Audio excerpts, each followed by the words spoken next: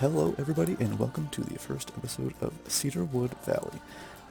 I know I posted a couple pictures of this park, mainly these views here, and I asked if anyone wanted to have me do a YouTube series. I bit the bullet, and I just started recording now, so I hope you guys enjoy it.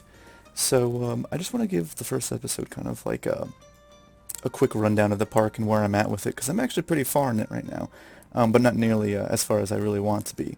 And to start, I just want to show you this opening plaza here, which, it comes from the whole sort of history of the park that I've kind of built around it, that it was kind of like a humble park at its beginning. It wasn't too big, you can tell, I did mention that one of the things I really wanted to work on was, the scale of the park and all that kind of stuff. So that's why I started with, really simple, some buildings over here, for, if you want to buy tickets to the park, single day, group sales, and then season tickets. And this sight line here, which, I consider, one of the most important ones in the park, came from my home park in Connecticut called Lake Compounds. And for any of you that don't know about Lake Compounds, then you're probably not a very big coaster enthusiast, because Boulder Dash, which is, one of the best roller coasters, or wooden roller coasters, rated again and again for being just so good, actually comes from this park. And before I was really an enthusiast, I rode it and I liked it, but I didn't really understand that it was that good of a coaster, and I was kind of spoiled with it growing up. So that's exactly where this whole setup comes from.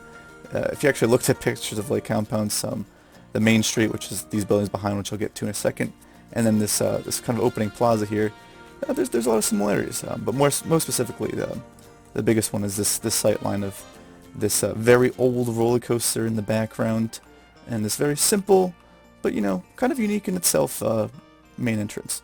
So let's move into the next part that I was talking about. And so this is, the second thing that I built in this park, and this also is pretty much taken the inspiration right out of the park itself, from Lake Compounds. I just really like the way that these buildings came out. They weren't too tall, they weren't too short, and it was just a really quaint main street for what my history of this park considers to be their beginning. This is all it was. It was this. It was probably Wildcat opened with the park, and Wildcat's named this coaster as well in Lake Compounds, and maybe a couple of other rides here and there. But since it has expanded, and I'll get to that when we get there. So just a quick look around. One of my favorite parts, I tried working on an interior. As you can see, my guests clipping through here. I haven't really placed anything underground yet to make them not do that. But regardless, this is my first interior, and I haven't really been all that picky to get down in the nitty-gritty of stuff like this until I started this park. And I like how it came out, but it was just a test for me and seeing where I can go from there. So anyways, let's go out here. We can see our first restroom. I actually haven't even finished it yet. I'm probably going to put some custom billboards in there to make it look a little more realistic. But we'll talk about that when that time comes. I'm not even sure if I'll do that on camera or not. Over here is Venom. So this is a classic aero looping coaster that I built for the park, and we're just going to take a big look at it. And it's actually funny because this inspiration behind this comes directly from a ride called Bizarro at Six Flags Great Adventure. It actually has pretty damn similar layout, and especially this part here, which is the big sightline again. I'll be saying that a lot in every episode because that's kind of two of the things I want to focus on most is, scale and sightlines, and realistic. So I guess there's three things I want to focus on, but regardless, I just really wanted to get it down. And in terms of how similar it is to Bizarro, it's just really the elements. I didn't really want to push it too far, in terms of, because that's a B&M floorless roller coaster, so I didn't want to push the limits too much because I really wanted it to be a classic aero coaster. And I forget how many inversions it has. So it's actually broken down right now. But let's see, how many inversions do we have in this? 8 inversions. So at the time when this opened, we're going to say it was the coaster with the most inversions in the world, because that's the park history of Cedarwood Valley, obviously. And it was one of the biggest rides that they ever invested in at the time. Of course, the now defunct Aerodynamics will not be making any new roller coasters that will have any sort of records, but I will get into what came out of that, which was RMC. maybe make some hybrids out of that. I hope I'm not, being a little bit too coaster nerdy, but that's who I am, so I hope you like that too. So anyways, I just want to go into a little other things I'm doing here. I'm not quite done with this this ride photo section here. I just, there's something about it that just isn't there yet. And if you can think of anything, post in the comments. Not just this little ride booth itself, or ride photo booth itself, but the whole park in general. If you have any comments or any suggestions for me to do, just comment down there, and I'll try to get it done if I really think it's gonna work in the park. This is just a really simple spiral staircase, nothing really to it. I just wanted to make it, that little extra touch of realism, little path. I have been working a little bit on backstage, but nothing crazy yet. Maybe I'll do a whole episode just on perfecting my backstages. I'm not even done with this coaster yet, clearly. It was one of the last things I actually did before I decided I was going to upload this. Probably going to put a little tunnel here, going to finish out all these trees behind here, all that good stuff. Let's take a closer look at Wildcat. So, here is another big sightline that you might be familiar with if you saw my Reddit post, but it's one that I really had to get right. And this is broken as well, Our mechanics are working very well today, I guess. Might have to hire some new ones after this video's over. Regardless, we're going to take a look anyways at Wildcat. So the queue is just really simple. I made this like in terms of maybe there's not enough people in line to fill out the whole thing, so they can just, walk right up into the station. And the station is pretty simple in itself. Like I said, this is the oldest roller coaster in the park, one of the oldest in the country, in fact. I think the actual Wildcat from Lake Compounds was built in 1929 or something like that. Don't quote me at that if I'm wrong, but it's something like that, and I went for the same sort of history in my own park here in Cedarwood Valley. So one of the things I spent admittedly way too much time on is just see this these wires that would connect to the turns like this and the bends like this, and that's in a lot of older coasters. And I can't even remember the last time I saw that in a newer coaster, but as you can see, there's a big old gaping area here, which eventually I'm either going to have to copy this one over, or I don't think it's going to work because they're not the same height, but I'm going to have to, do something about it, because I can't have one and not have the other. That would just drive me crazy. Okay, so now let's move on to another thing that's more on the realistic side, are these locker rentals. Now, unfortunately, they're not actually functional, of course, but, let's just pretend that these ATMs here are exactly what you use to buy your locker, and you go in there and you use it. One of the things that really stunk about making these is, let's see, that 1,500 pieces for that. Yeah, I couldn't find a way to make all the pieces, at a less count, and maybe that's my fault. Maybe that's just the way I build, but it's not too bad yet in terms of polys. I'm still on 30 FPS and ultra everything, so we'll see. I also already have 2,700 I guess. I'm probably going to have to limit that because, as you can see, when everything breaks down, there's only one place for them to go. A lot of these connecting areas here I'm going to have to work on. Not really sure what I'm going to do with that yet, but stay tuned. Anyways, we're going to go into this area here, which is actually my favorite so far in the park. So I made a Gerstlauer coaster here, which I hadn't made yet in the game, and I was actually really excited to do that because, I don't know, I've never rid one before, but I've seen a bunch, and I really like their layouts, I like their pacing, I like everything about them. I even like the fact that it's just, only a couple people that are in the cars at a time. So we're going to take a closer look at this area here. Obviously, like I said, the transitions over here are a little bit rough, but you know what, we're going to make that better with time. We're just walking over here. I actually did that little trick where you drop the barrel planters. For any that don't know this, by the way, we'll show you. Oh, I think it's okay. It's right here. So the barrel planters will not let people, walk in front of them. See, and so you can kind of like hoard off your guests into places like this where you don't want them being.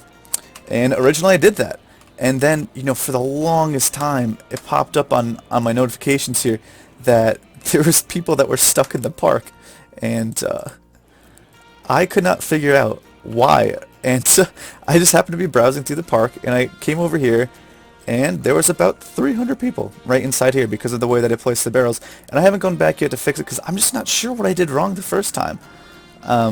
So yeah, it's me going on a little rant of itself. So I'm going to come over here, just some really simple, some simple buildings that I really like the way they turned out. I don't know why. For me, they just looked, just how I expected them to be. Really simple. I thought the scale of them was good. I just really liked them. It's not even open. Unbelievable. My park is already run down, and it's only episode 1. So yeah, so this is the little coffee shop, and I kind of faked like this is like a little terrace. They come out here, whatever, after they get their coffee, and they come and they sit in these little custom-made, chairs and umbrella canopy covers, whatever. Just some things I like to work on. I like the small details in this park. And if that's gonna be like what makes my park, then so be it. Cause I love spending time just doing little stuff like that. And another one is open. Gonna have to open. I'm very sorry for all this awful park management, but we're gonna get better. Anyways, so this is another little almost like cafe, and I wanted it to make it like a little bit of a corner building. I'm sorry for how janky the camera is right now, but we'll get over it. Anyways, so I really want to make a little corner cafe here and call it like the Lightning Bug Cafe or something like that. And the way it turned out, I don't know. I don't know if it looks like a cafe anymore. So I'm gonna have to try again at this whole cafe type thing. Right now there's a whole bunch of random shops in here. I think I just plopped down whatever my guests were most needing of at the time, which happened to be a Chief Beat, Pip Shot Water, and I think it's Gulpy Slush or something like that, or Gulpy Energy. Anyways, so now we're going to go on to just another sightline that I just had to have, and it's this one right here. And honestly, I couldn't be more happy with this sort of thing for my first Gerstlauer that's popped up in Cedarwood Valley. I'm not sure what year we're going to say this came in. We're going to have to put that on the timeline later. But it was fairly recently, and it just kind of, popped into this little corner of the park here, where, before, people probably just walked right through here, or maybe there was something else there. Well, I haven't decided what it's going to be yet, but you know what? We'll talk about that at a different time. So yeah, here is Lightning Bug. I'm not going to do any POVs. Maybe I'll do like parts of them in like, a sort of scenic version at the end of this video, but we'll see what happens there. So my initial idea for this just came from a whole bunch of other Gerstlauer coasters. Specifically, I really liked the Smiler. Unfortunately, I didn't want to make this like a huge main attraction sort of thing. I wanted this to, be like a side coaster, that it's not the most important in the park, but it's not the least important either. And as you can tell, that's exactly what I got. So, I nailed that one on the... Oh, geez, I can't even speak right now. Anyways, I did a great job, I thought, what I wanted in terms of the park's history. It's pretty simple. I think it's got 5 or 6 inversions, pretty quick wait time. And another thing I really wanted is to have it go over the guests. And that's why I made these sort of net catcher things, which didn't turn out exactly how I planned, but I still liked it. And one of the hardest parts about this is that these originally, they don't have anything on them, and it just looks, I'm going to tell you, it just looks bad. Yes, this entire thing in here is custom. And in terms of a park that I said is going to be realistic and to scale, it needed to have not only the right type of, it not only had to be supported, but it had to be supported with the correct type of supports, as you can tell is, it's pretty damn close to this one over here and this one. So, yeah, that's Lightning Bug. Very simple ride, I guess, in its little corner over here. And this section of the park is not finished, obviously, because this sightline is so just empty, I guess. So I'm obviously going to have to cover this with rocks or moss or something. And everybody's coming over here because everything's closed right now. Unbelievable. Hopefully that doesn't mess up with my FPS too much. Already it's down to 20 though. So then this is the other this is in Planet Bro Coaster, if you haven't followed that yet, oh my goodness, you should definitely follow Planet Bro Coaster because they do sort of the same sort of realism with the actual size and scale of the park as well that I'm sort of aiming for. So I think if you like this video, you'll definitely like theirs. And so the reason I mention them is because their first, their quote-unquote first $1 million that their park got, which is No Name Landy, I think, still, maybe, and they built either, I think it was a log flume ride, and so I went the same sort of route, and I went for this River Rapids ride, which I had never built before in Planet Coaster, and it still does not have a name, because I'm just, I don't know what I'm going to do with it, to be honest, but I want to put the name either here or over here, because, I mean, obviously, it's an important sightline is right here. Because if you're going to be the guest and you're going to be spraying the little dudes when they come down this final drop here, then it better be the good sightline. So yeah, let's take a little closer look at the unnamed River Rapids ride. So I kind of just went for like, I actually looked at a whole bunch of reference pictures for this, and it didn't come out anywhere near what the reference pictures looked like. But I'm okay with that. I think it's unique in its own little way, and it didn't have to be exactly like the other ones that I was looking at. Particularly, it was the one that was in it's in Disneyland in California, and I don't remember the name of it. But one of the things I liked about it was that it was kind of in this sort of water, and it had its own station, and it had its own little town. And I didn't really like the idea of its own little town, but I did like the idea of it being a little bit lower than other parts of the park, like as if you were over here, you know, looking down on it. So yeah, that's kind of where that sort of whole drop sort of comes from. And this right here, these little support section here, that comes almost directly from that River Rapids ride, because it had this sort of wooden support structure on it, and I really liked the whole idea of the cars coming around the front, you know, and then coming down the middle, and then of course splashing all the guests right here. You know, the thousands of guests that line for this one ride before they decide that the line's too long, and then they just go home. But anyways, let's take a little closer look at this this River Rapids ride, because I'm just going to go kind of an overview of the whole park to start, because, I don't know, just seems like a good way to get this series going. So yeah, so it goes underneath here and around here, and then one of the things I did, I just plopped these things around, because it had to be a little spicier than just this this whole nature theme or whatever. Of just these rocks, and I still haven't decided if this is the color I want to go with. I'm gonna mess around with the custom textures probably off camera just to get it right. But I wanted to go with this all of these red structures here, these water towers, and get this this very specific look that I wanted the water to be rolling down these. I don't even know the name of these things. These wooden water carriers. We're going to call them wooden water carriers. If you have a better name for it, let me know. Also, I need to name this ride, and I really don't know what to go with yet. I wanted to go with like Red River Canyon Falls, but then like that would like kind of imply that it's a red rock, but I didn't want the red rock to be in here because that'd be kind of a little bit different than the deciduous forest kind of atmosphere that this whole park already has. So I'm not going to do like crazy terrain messing with, so I'm not going to put snow anywhere unless there's a gigantic mountain somewhere in my park, which I decide is a good idea, which I'm not. So anyways, some other little water features here, you know, that's tipping over, whatever. And then again, this, you know, this wooden support structure on this very boring, plain wall over here. But it actually, I think it does the job. For my park's first $1 million expansion, or maybe a couple million, to be honest, which was dug into the side of this mountain, and I really like it. So one of the things I really need to work on for this ride especially is the nighttime, and so maybe I'll do that in a next video. So we're going to come back over here to see I think this is the final section of the park in this first video, and this is the Batman themed area. And the reason I want to do a Batman area is because, of course, in the history of my park, there was a big buyout, and you guessed it. That big buyout had Batman as a trademark, or not a trademark, what is it called? Regardless, it's a trademark. And so I built a little bat signal, because, you know, why not? This ride over here, I'll talk a little bit about this ride, more coaster geeking out for you, if you like that sort of thing. This is just another really simple building here with a little bathroom on the end.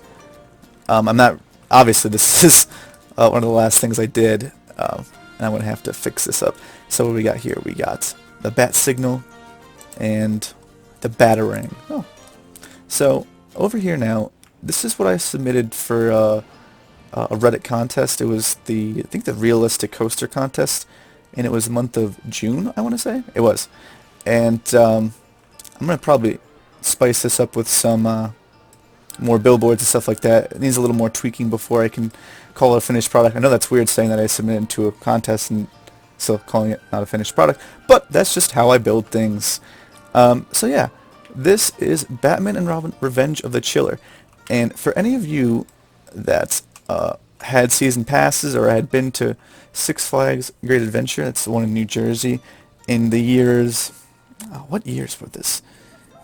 I can't remember it, but this was a Premier Rides launch coaster called Batman the Chiller. And actually, I'll probably post a picture here so you can see what I'm talking about.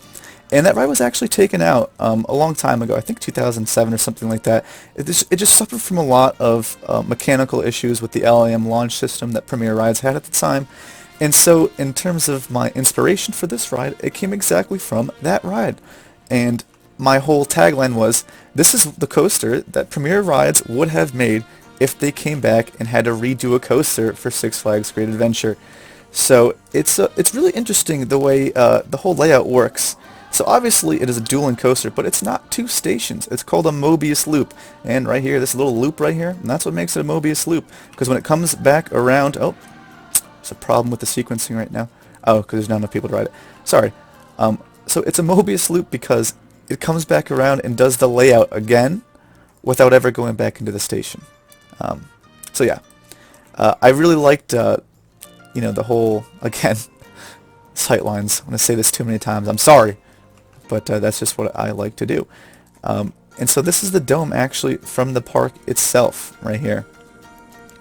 It's a little bit modified, it's not exactly the same, but it's pretty close to it. And that's, where I came up with this design and the sort of dueling aspect of these half loops here that, kind of go at each other rather than with each other. And what I mean by that is when this one shoots up, this one goes up, and this one shoots out, it goes down. So they kind of cross paths right here, and I just really like that. So yeah, that is Batman Revenge of the Chiller. Batman and Robin, excuse me, Revenge of the Chiller. So I'm just going to zoom out really quick because I am always interested in how people lay out their parks. So we're just going to do a little quick overview of the top of everything. And I think that's going to be the end of this video because we're already at 22 minutes, something like that. Or maybe even longer than that, I'm not sure. I might have messed up with the timer. But yeah, this is Cedarwood Valley so far. We've got a whole bunch planned, little things here, little things there. I've obviously planned to make something over here. Maybe I'll build another big mountain sort of thing over here. Not necessarily like this one, but I just wanted to get different layers. You know what I mean? That's why this one goes down in here, and why this one goes down even further, and why this goes up. There's just a lot of flat parks out there, and in real life, there's not a lot of flat parks. So that is why I did it this way, in terms of my whole realism spiel, which I've said probably too many times already. So we're going to go back right to where we started, and I want to say thank you so much for watching if you stayed this long, and maybe if you think it's too long, give me a comment. If you have any names of any rides that you want to give me, particularly with the River Rapids ride, I would love to hear that. If you have any feedback, any comments, anything, put it down because I'll read everything and probably respond to it all too. I just want to thank you again for watching, and I will see you guys next time in Cedarwood Valley.